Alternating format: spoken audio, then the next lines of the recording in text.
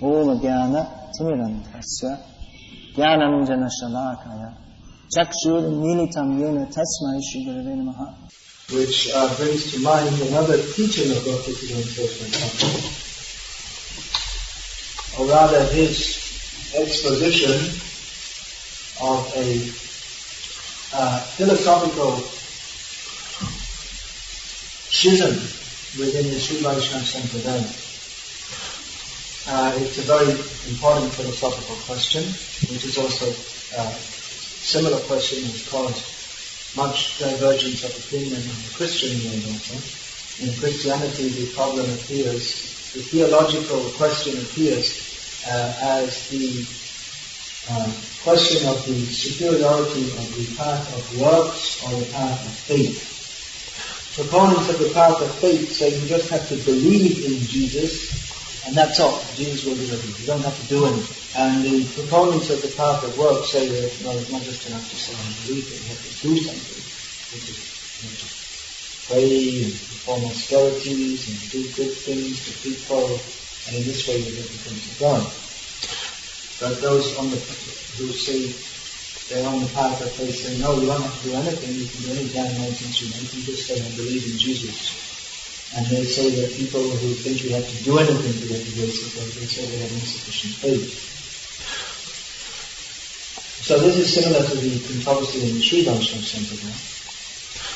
Sampradaya coming from Ramanujan, in which there are the proponents of Narakata Nyaya, or monkey logic, and there are the followers of Marjara Nyaya, which means cat logic. I will explain them. So the followers of Marjara Nyaya say that a devotee, he should simply be like a kitten. Just as the kitten doesn't make any endeavor, but simply the mother comes and picks up the kitten by the back of the neck and takes him away here and there. Have you seen sometimes the cat picks up the kitten by the back of its neck and takes it here and there? So they say this should be the position of the devotee. Simply, his relationship with God is established, and he just leaves everything else up to God. He doesn't make any endeavor. So they say that you simply have to surrender once to the Lord, and you will look after him. This is based on a statement of Lord Ram in Ramayana. This verse was anyone can. He said that Sakride Vakakanta Yastabasi Gita Adhayam Sarvata Tasmai Budami Tangatamana. He said that if anyone even once surrenders to me, I award him fearlessness forever. This is my God. This was spoken by Lord Ram when Vibhishana came to surrender to him. Lord Ram was on the shores of Bharat in India, preparing to cross over to Lanka. When Vibhishana, the brother of Ravana, came and said, I'm coming to join you. So the members of Rama's army, which mostly consisted of monkeys and bears, they were very suspicious of Vibhishana. And they trusted him, come from the enemy side. And they wanted to, some were even recommending to kill him on the spot. But Ram disagreed. He spoke this words. If anyone once surrenders to me, I award them fearlessly. I shall join them fighting and bold sect in Sri Vaishnava Sampradaya who say that you have to earn the mercy of the Lord. You have to follow the path of the yoga, by which you can gradually become purified. And then by such purification, your surrender will be fully meaningful. So this group, they gave the example of the monkey, baby monkey, who the mother suddenly looks after, but the baby, they've seen the monkeys with the baby monkey. Those who have been to India. In the zoo? Yeah. In the zoo. So the mother runs along on her 2 hands and 2 legs, and the baby is hanging on underneath her. So the mother is looking and certainly taking care of the baby, but the baby has to make his own effort also. So this, on this point of philosophy, the whole Sri Sampradaya is split in two. And two different, Bhagagalai and Kanagalai. They have different tilak and different procedures of worship, and so, of course they have other differences. So he said that, well, our understanding is a little different from both of them. He said our understanding is like someone who's fallen in a well, and then someone has to throw him a rope. And he grabs the rope, which is like the mercy of the Lord, coming down to the disciple succession. So holding on to the rope, he has to make his effort to come up out of the well. And then when he comes out of the well, then he doesn't hold on, but he can move freely. So it's closer to the Markatanai, the logic of the Nampi. But there are some subtle differences also, especially that point that his relationship is, in the beginning there's a great distance between the Savior and the saved. But once he's saved and out of the well, he can move as freely as the person who saved him. So this has many subtle philosophical implications. But we understand that Bhaktisiddhanta Thakur, he was constantly speaking about philosophy.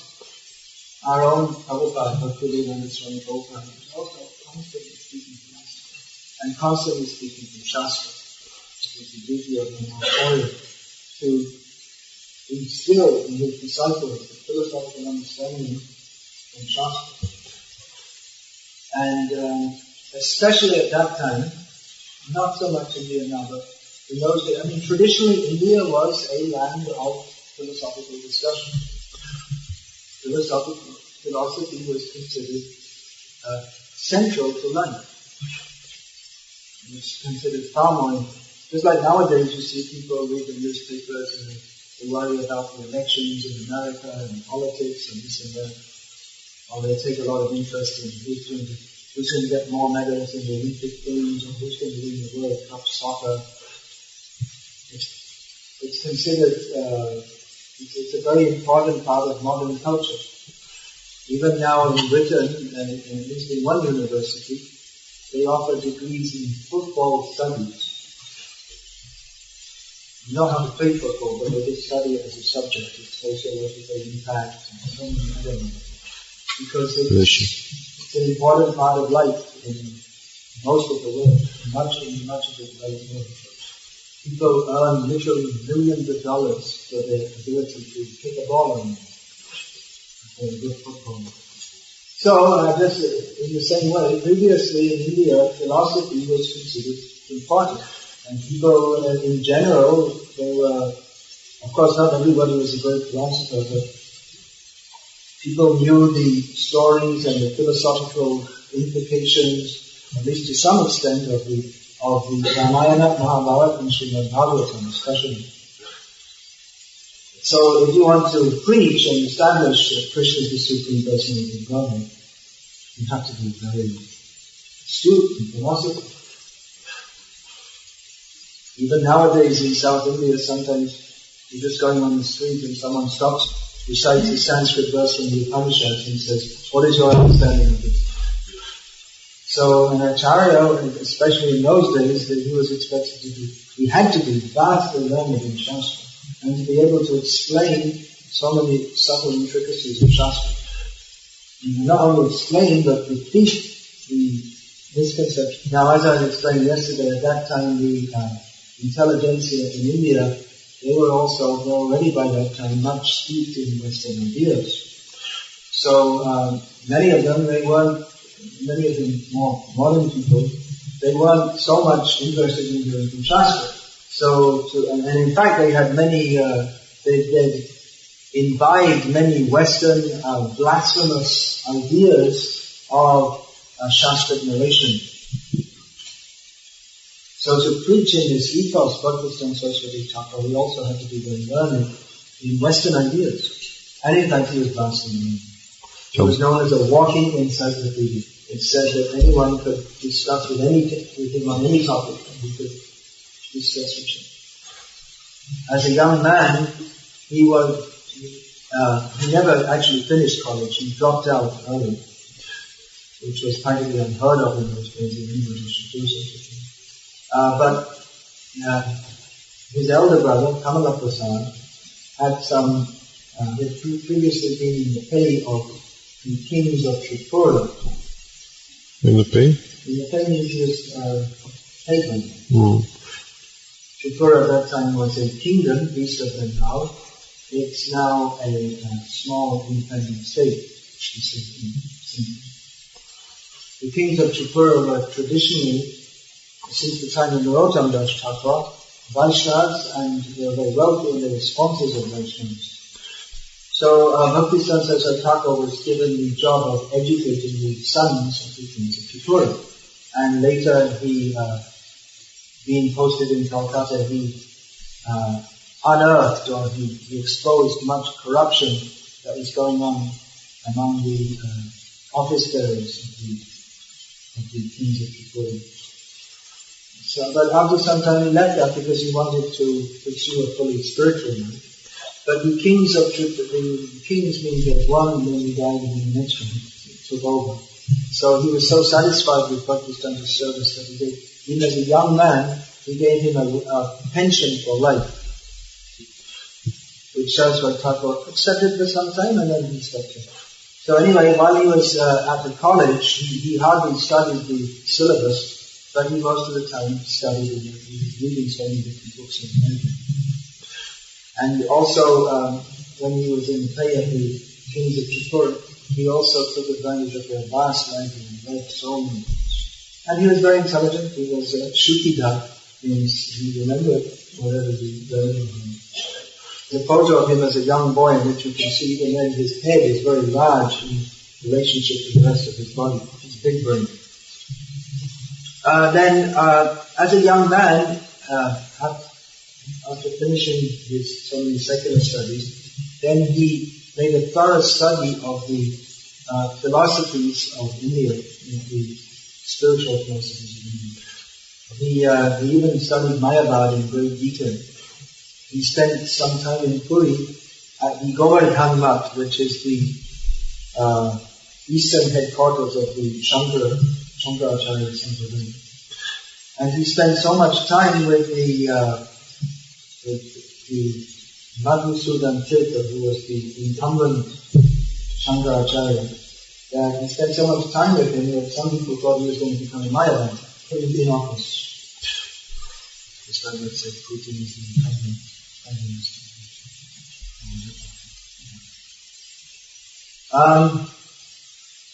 So in this way he had of course he read so many Gaudiya Vaishnava books. From his childhood he was trained by Bhaktivinoda Thakur in assisting Bhaktivinoda in writing, proofreading, editing, because Bhaktivinoda Thakur was very interested in utilizing the printing press for publishing books about Krishna consciousness. So he trained his young son, Vimala Prasad, in all these activities. So much so that Vimala, he even knew how to work the machine, and even if it went wrong, he knew how to repair it. He used to say, Bhaktisiddhanta Thakur used to say that, my father trained me in proofreading, but I don't only proofread essays. He said, I proofread people also. I proofread religions. If there's any mistake, I find it out and correct it. He said, I appeared in the Karkata Lagna, which means the sign of the crab. Means the zodiac. Astrological sign of the crab. He said, if there's anything wrong, I'll catch it in my pincers. So like this, he was very excruciating in philosophy. Excruciating. Very fine things, with fine details, almost to the point of painting. And he gave many original viewpoints on Shastric understanding. He would often speak for 2 hours or 3 hours at a time. And those who heard him, they said that We've always heard so many new ideas and so many different realizations coming home from the devotees who heard him. We've heard him for so many years, and every time we hear so many wonderful things. However, his manner of speaking, that means the language he used, was often very difficult. Whether he spoke in English or generally he spoke in Bengali. But his style of Bengali was quite unusual. No one ever spoke or wrote like that before. It was very tough, Sanskritized language. And practically, not just terminology, but in Sanskrit there are many words. You can join together several words in one word. And normally that wouldn't be used in Bengali, but we would use such things right in Bengali. Sometimes you'll see in his writing that one whole line, one word takes up practically one line. So unless someone had some understanding of Sanskrit and philosophy, it would be very difficult for them to understand it. Because he would use technical philosophical terms. So actually it was very difficult for most people to understand it, unless they were highly educated. Even Prabhupada himself, he said, when I heard Bhaktisiddhanta, I didn't understand what he was saying, but I went on listening anyway. Of course, we know that Prabhupada certainly understood what Bhaktisiddhanta was saying, because he also said that because I was a good listener, therefore I am now a good speaker, because I heard nicely, I can now preach nicely. But on the other hand, Prabhupada is making the point that his style of speaking is very difficult to understand. So after his lectures, often the devotees, they would go to some of the senior devotees and say, what did he say? They listen to the whole lecture and afterwards they have to ask, what did he say? Some of the novel philosophical insights he gave, or explanations he gave on his poems. No, that's new. Yeah. One he gave an explanation why Nityananda Prabhu wrote Chaitanya Mahaprabhu's Sannyas wrong. That is described in Chaitanya Bhagavat, especially in detail. That when shortly after taking sannyas, when Chaitanya Mahaprabhu was traveling from Bengal to Puri, he handed Nityananda Prabhu his sannyas rod and said, "Here, look after this, I'm going to bathe in the river." So Nityananda took it and broke it and broke it into 3 pieces and threw it in. After Chaitanya Mahaprabhu went over that, Nityananda Prabhu broke it into 3 pieces and threw it in the river. And when Chaitanya Mahaprabhu later asked for it, he said, "Where's my Dhamma?" So Nityananda said, "Well, when you were in ecstasy, you fell on it and broke it, so I threw it away." But Chaitanya Mahaprabhu didn't believe him and he was very angry. Think of it. Chaitanya Mahaprabhu became very angry and he said, "Okay, I'm leaving you guys. I'm going ahead of you to Puri. Please come behind you, I'm not staying with you, a bunch of thugs." So no acharyas had attempted to give any explanation of this until Bhaktisiddhanta, in which he said one thing is that Nityananda, he didn't like Chaitanya Mahaprabhu having an ekadanda or a single sannyas rod of the Mayavana, because Chaitanya Mahaprabhu in his pastime, accepted sannyas from Keshav Bharati, who was officially a Mayavana. So Nityananda Prabhu broke it into 3, and made it a 2 danda for the nation. And then he threw it away, because he thought Chaitanya Mahaprabhu is more than any sannyasi. He is the goal of life of those who are in the Paramahamsa state, which is even above sannyas. So he thought it inappropriate that Chaitanya Mahaprabhu had any danda at all, and therefore he threw it away.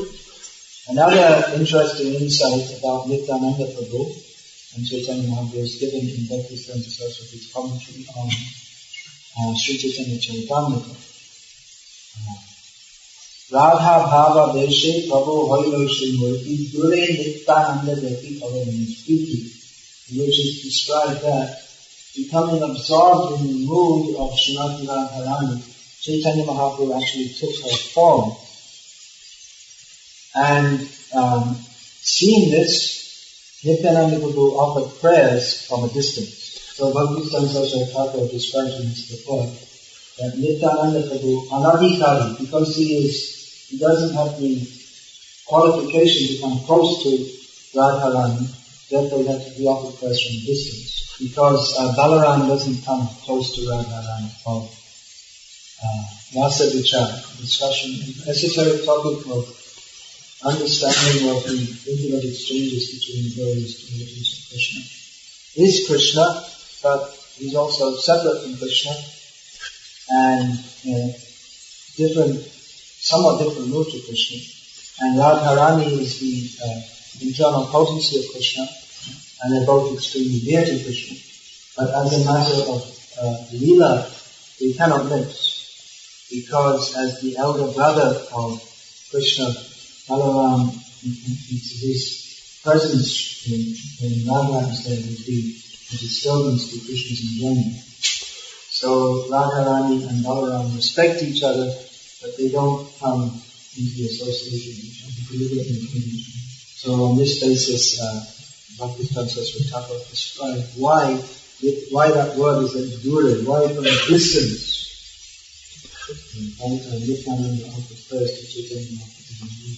Another important understanding that Bhaktisiddhanta gave was about the pastime of Yudhishthira's chariot coming down to the ground.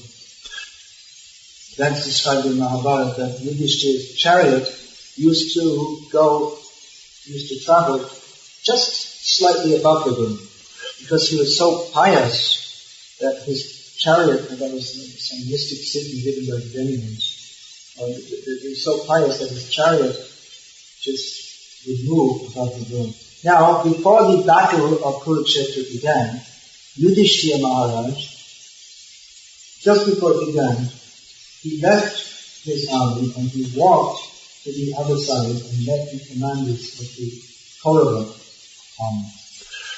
So everybody was wondering, what's he doing? Trying to make a peace settlement at this hour? Is it possible?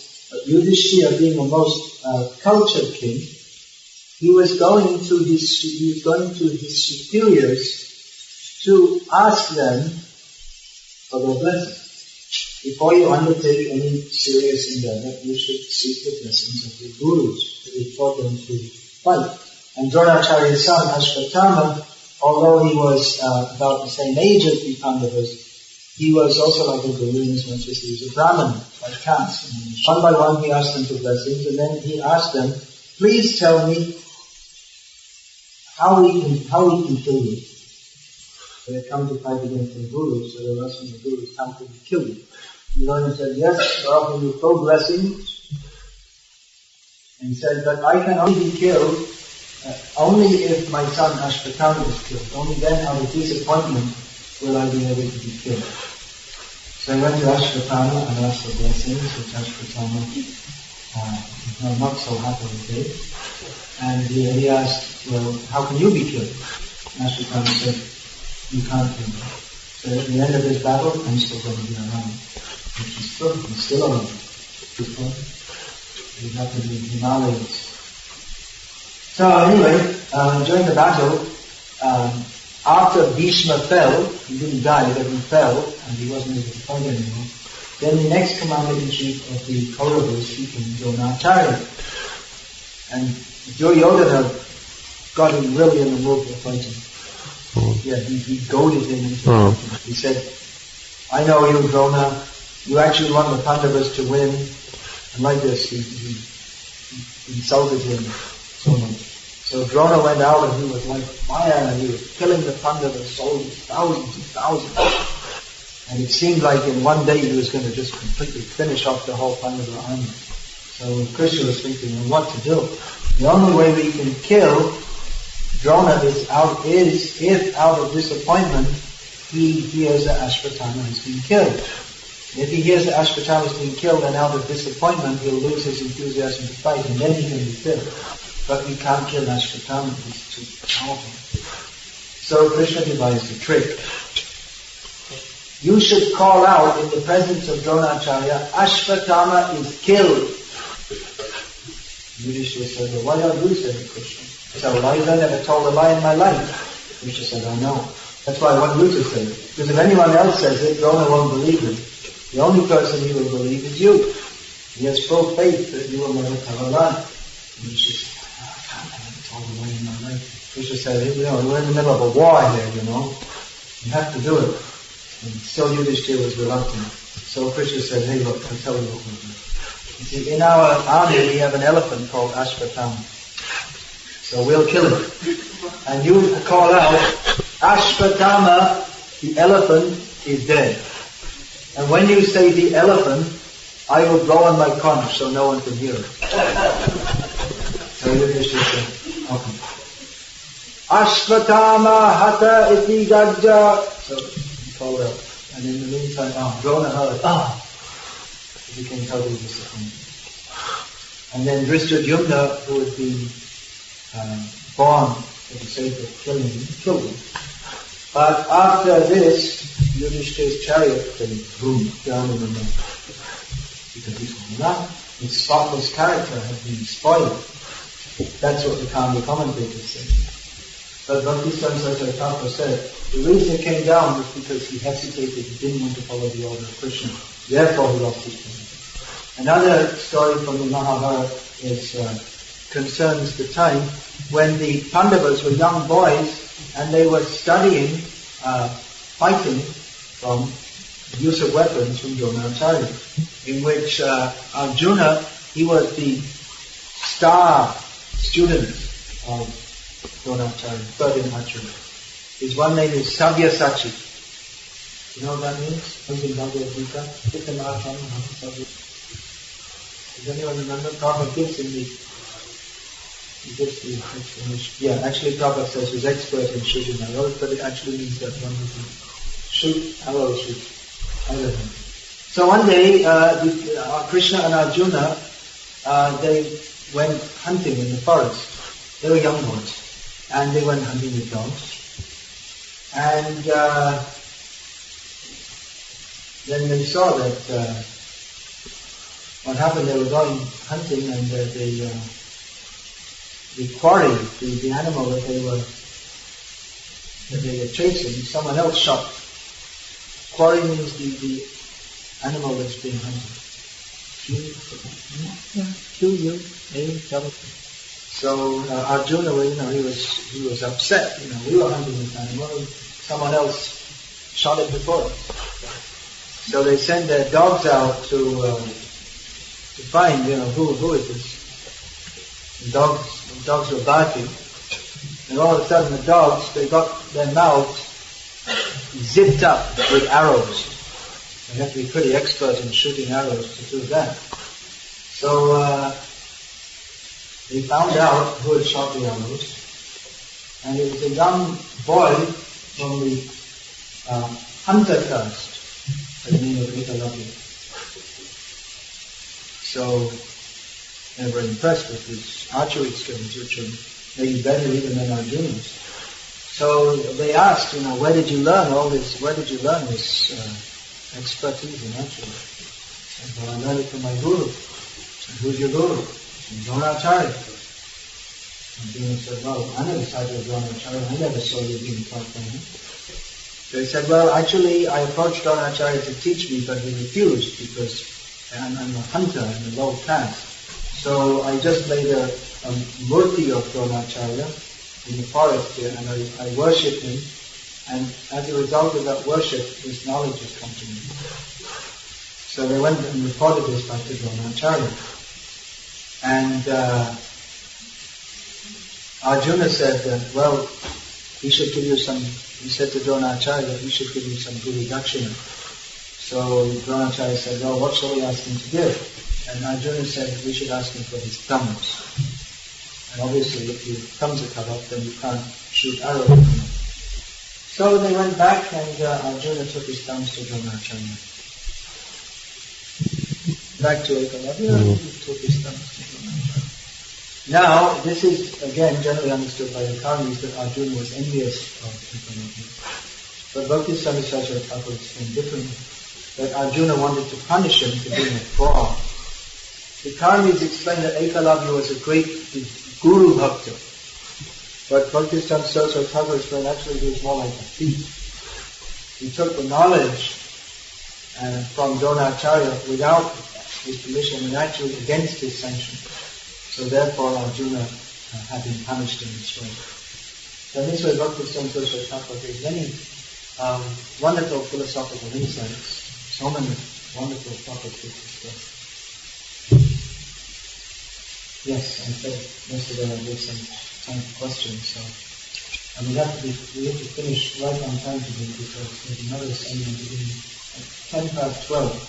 I still didn't really tell hardly any anecdotes about Bhaktisiddhanta Saraswati Thakur. Taking up all the time in the introduction. And Acharya is like a great ocean. So much to be said. Okay, well tomorrow I'll tell some anecdotes, just some short incidents to demonstrate the personality of the Acharya.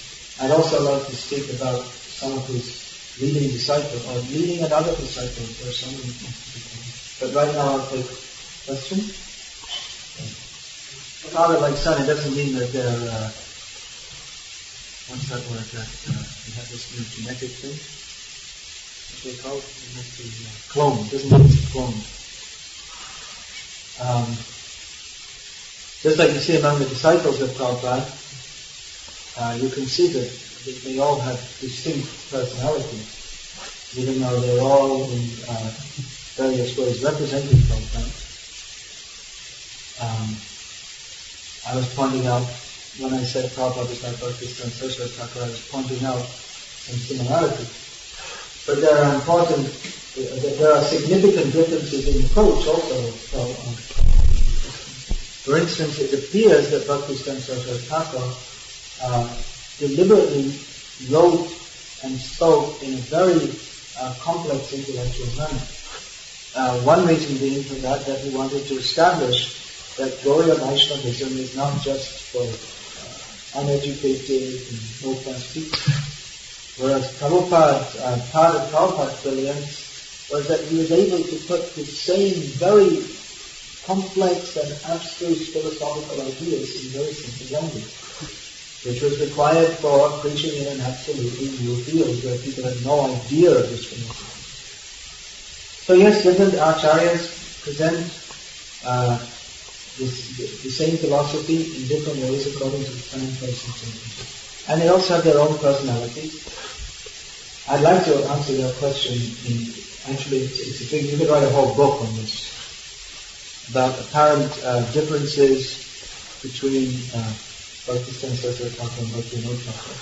And some people even today claim that Bhaktisiddhanta Saraswati Thakur actually was so different from Bhaktivinoda Thakur that he deviated from him. He didn't properly present many of them. So it is, there's a simmering controversy on these subjects, which doesn't very much affect our preaching in the modern world because we are saved by the mercy of Bhaktisiddhanta Saraswati Thakur, which has come through the mercy of Srila Prabhupada.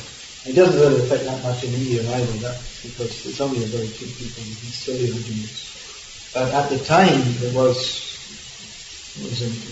quite a big issue, and there were books written against Bhaktisiddhanta Saraswati Thakur, and there was one booklet written in reply by one of Bhaktisiddhanta Saraswati's disciples on this point. And Bhaktisiddhanta Saraswati Thakur himself wrote an essay in English called Thakur Bhaktivinoda, in which he stated that actually Thakur Bhaktivinoda, there are many people who've read his works and studied and can even quote them line by line, but who don't understand them at all. He had many people who were physically closer to him for many years, but he didn't understand it at all. He said that actually, if you want to understand Bhaktivinoda Thakur, you have to understand through the Acharya, really himself. So there are many controversial points. Bhaktisiddhanta Saraswati was a very controversial figure. He was a fighter. He spoke out against all kinds of rascals and masons, and for that he was known as Lion Guru. And